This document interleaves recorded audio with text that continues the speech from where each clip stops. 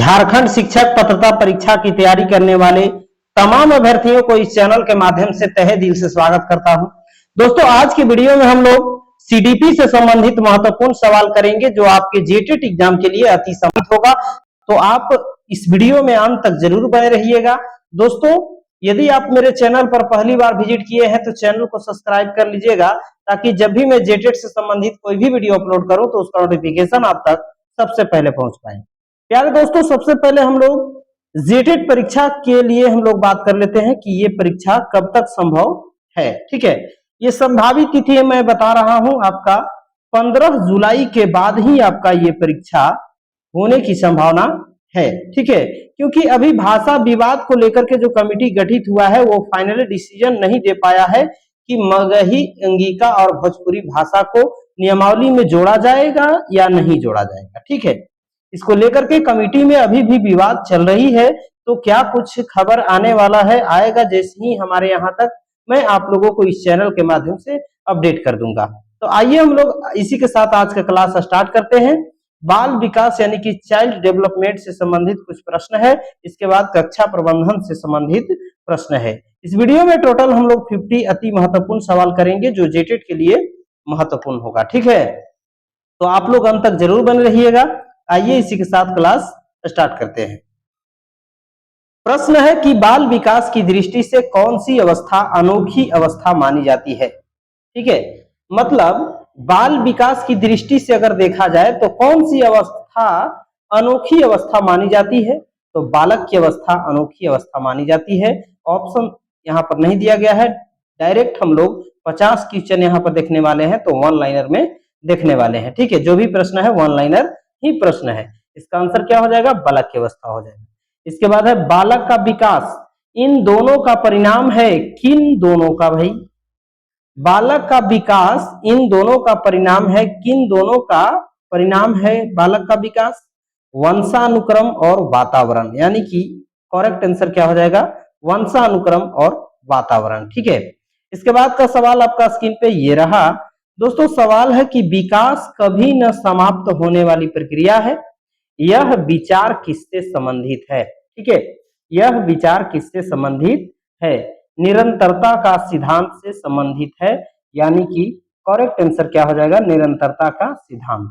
इसके बाद सवाल है कि बच्चों के सामाजिककरण की प्रक्रिया में प्रथम स्थान किसका होता है। ठीक है, बच्चों के सामाजिककरण की प्रक्रिया में प्रथम स्थान किसका होता है, तो परिवार का होता है। किसका होता है, परिवार का होता है। इस क्वेश्चन के लिए सही आंसर हो जाएगा। इसके बाद सवाल है कि शैशव अवस्था में बच्चों के क्रियाकलाप कैसा होता है।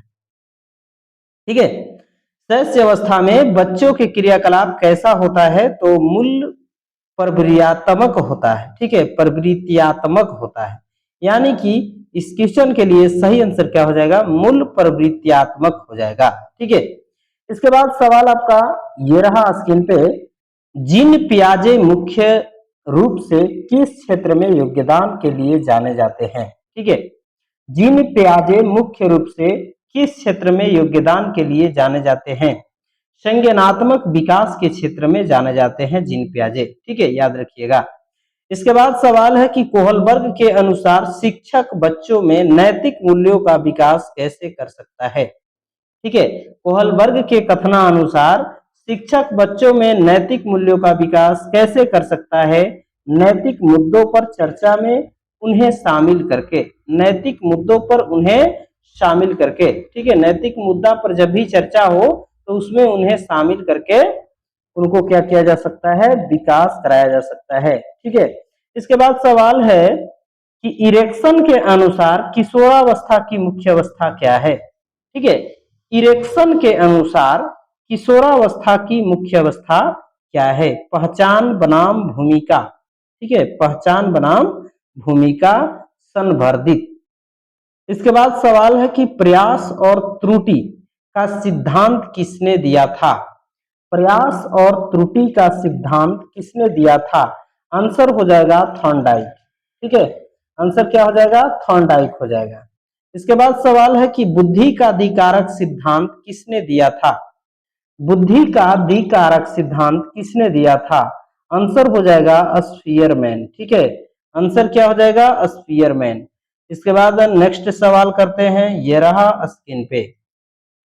दोस्तों सवाल है, वाइगोत्स्की के सिद्धांत का मुख्य केंद्र बिंदु क्या है? वाइगोत्स्की के सिद्धांत का मुख्य कारण, मुख्य केंद्र बिंदु क्या है, ये सवाल है। इसका आंसर होगा सामाजिक और सांस्कृतिक विकास। ठीक है, सामाजिक और सांस्कृतिक विकास। नेक्स्ट सवाल है, एक 5 वर्ष के बच्चों में दूसरे के प्रति प्रतिक्रिया और संवाद की कमी है, यह किसका लक्षण हो सकता है? स्वलीनता का। ठीक है, किसका लक्षण हो सकता है? स्वलीनता का। इसके बाद सवाल है कि बच्चे की जिज्ञासा को शांत करना चाहिए, ये किसने कहा था भाई? तत्काल जब छात्र जिज्ञासा प्रकट करे। ठीक है, जिज्ञासा को शांत करना चाहिए। इसके बाद सवाल है स्क्रीन पे। दोस्तों सवाल है कि गिलफोर्ड द्वारा प्रतिपादित सृजनात्मकता के 4 मुख्य तत्व कौन से हैं? आंसर हो जाएगा प्रवाहिता, विविधता, मौलिकता और विस्तार। ठीक है, इसके बाद सवाल है कि किस मनोवैज्ञानिक ने अपने ही 3.5 साल के बेटे पर अध्ययन किया था? इसका आंसर हो जाएगा पिस्टोलॉजी। क्या आंसर होगा? पिस्टोलॉजी हो जाएगा। बच्चों के विकास की दिशा कैसी होती है? बच्चों के विकास की दिशा कैसी होती है? सिर से पैर की ओर होती है। ठीक है, सिर से पैर की ओर होती है। इसके बाद सवाल नेक्स्ट आपका स्क्रीन पे ये रहा। दोस्तों सवाल है कि संवेग शब्द का शाब्दिक अर्थ क्या है? उत्तेजना या भावों में उथल पुथल, किशोरावस्था को तूफानी और तनाव की अवस्था किसने कहा? ठीक है, किशोरावस्था को तूफानी और तनाव की अवस्था किसने कहा था? स्टेनली हॉल ने कहा था। ठीक है, स्टेनले हॉल ने कहा था। शिक्षण अधिगम प्रक्रिया में केंद्र बिंदु किसे माना जाता है? सवाल है कि शिक्षण अधिगम प्रक्रिया में केंद्र बिंदु किसे माना जाता है? तो शिक्षार्थी को, मतलब छात्र को माना जाता है। ठीक है, स्टूडेंट को माना जाता है। इसके बाद का सवाल है दोस्तों स्क्रीन पे सवाल है कि शिक्षा का अधिकार अधिनियम कब लागू किया गया? ये सवाल रिपीटेटेड है, बार बार ये सवाल मैं करा रहा हूं, इसको VVI लगा लीजिएगा। ये सवाल 100% पूछे जाने की संभावना है। अभिप्रेरणा की मांग सिद्धांत किसने प्रतिपादित किया था? अभिप्रेरणा का मांग सिद्धांत किसने प्रतिपादित किया था? मास्लो ने किया था। आंसर हो जाएगा मास्लो।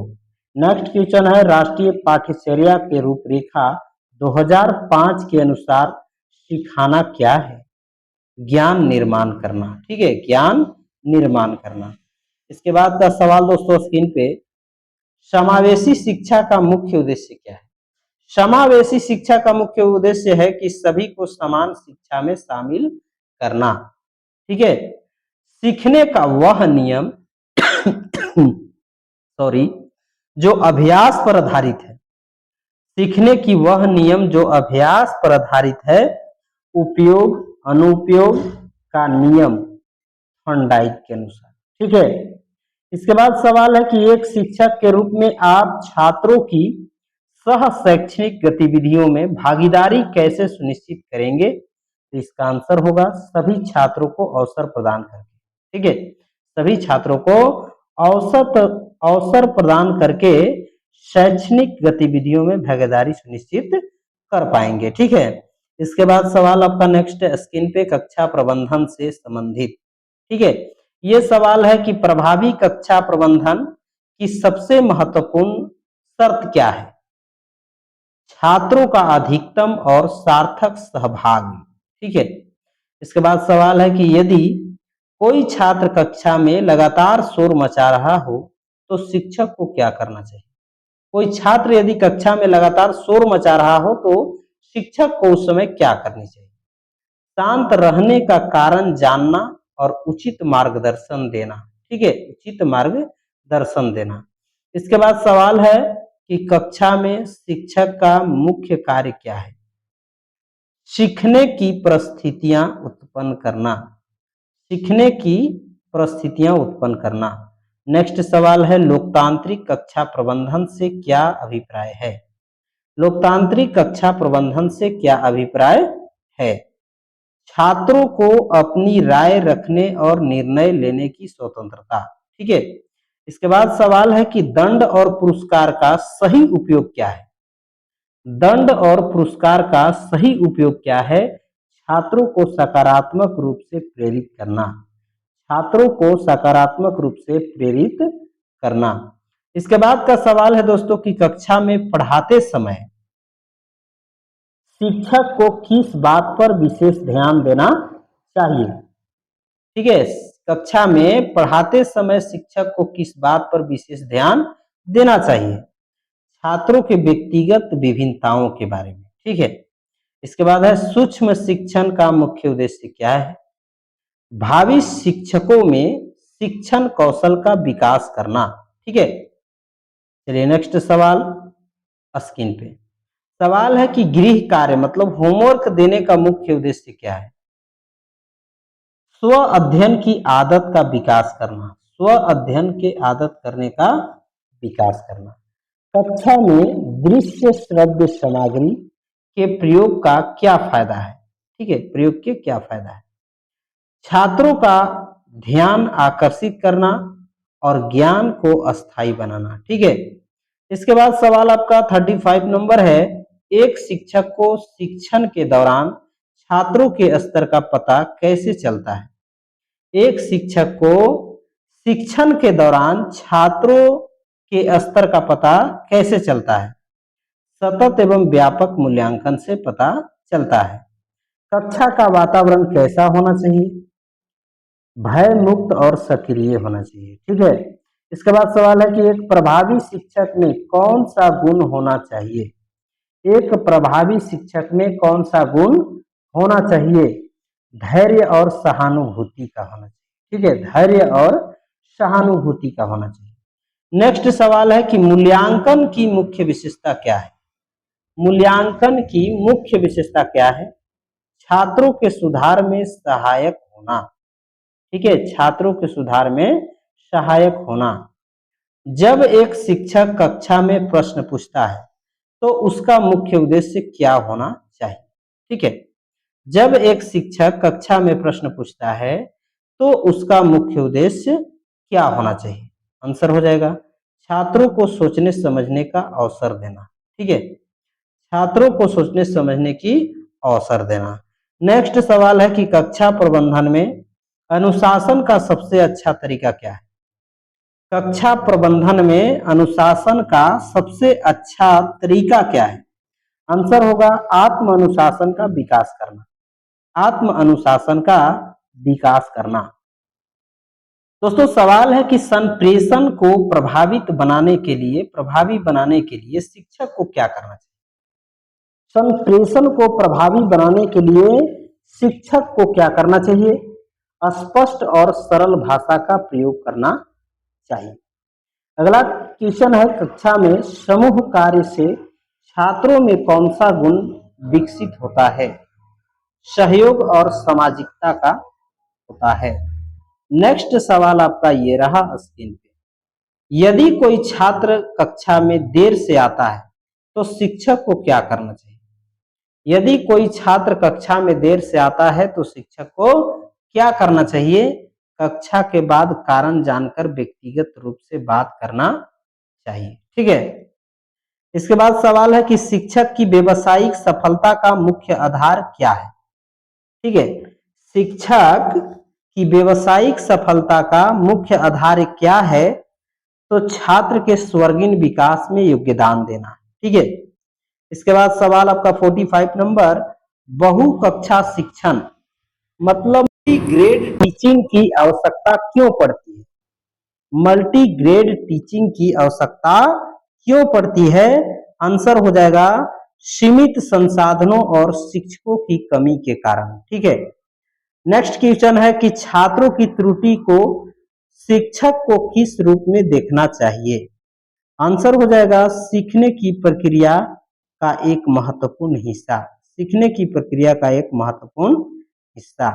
नेक्स्ट सवाल आपका स्क्रीन पे, कक्षा में छात्रों की रुचि बनाए रखने के लिए क्या जरूरी है? कक्षा में छात्रों की रुचि बनाए रखने के लिए क्या जरूरी है? शिक्षण विधियों में नवीनता और रोचकता। ठीक है। इसके बाद सवाल है कि पाठ्य योजना बनाने का सबसे बड़ा लाभ क्या है?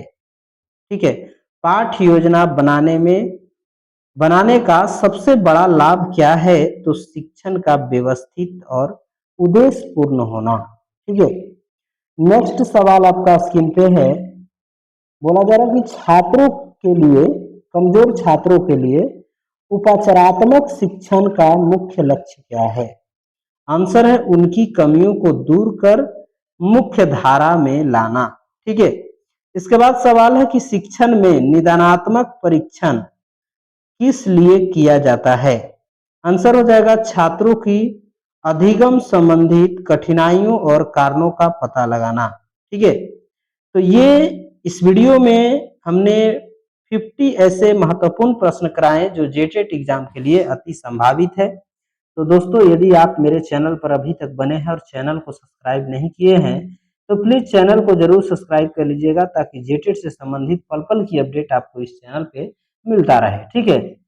मिलते हैं नेक्स्ट वीडियो में, तब तक के लिए thanks for watching this video.